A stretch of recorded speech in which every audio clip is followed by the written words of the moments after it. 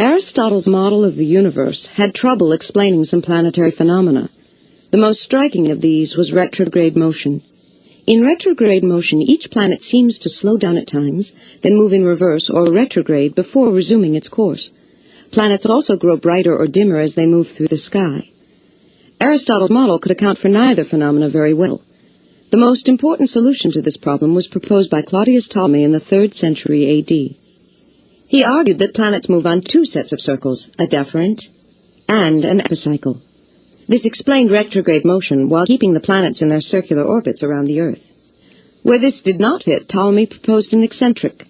An eccentric orbit had a center different from the Earth and accounted well for changes in a planet's brightness.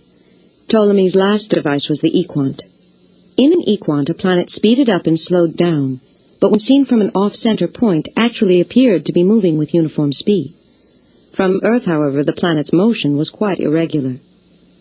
The Ptolemaic system held ground for centuries, until too many discrepancies cried for new solutions.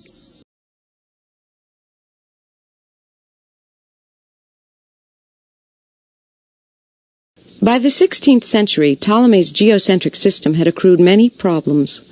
The position of the sun and planets was not where Ptolemy had predicted, and there was dispute in the order of the planets. Nicholas Copernicus resolved these problems by placing the sun in the center of the system.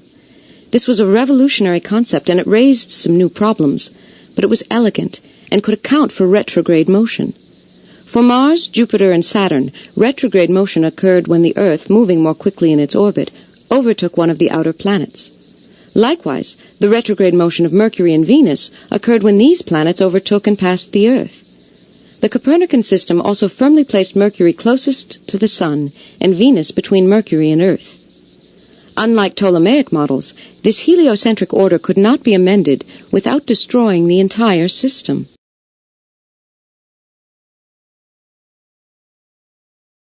In the early 17th century, Johannes Kepler challenged two features of the Copernican system. In the Copernican system, the planets moved uniformly in circles, much like the Ptolemaic model.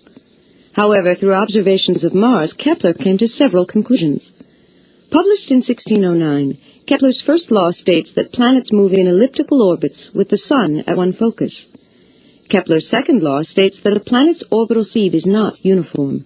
A planet moves slower when it is farther from the Sun, and faster closest to the Sun. The relationship between time and area, however, remains constant. Kepler's laws destroyed the last vestiges of Aristotle's model of the universe.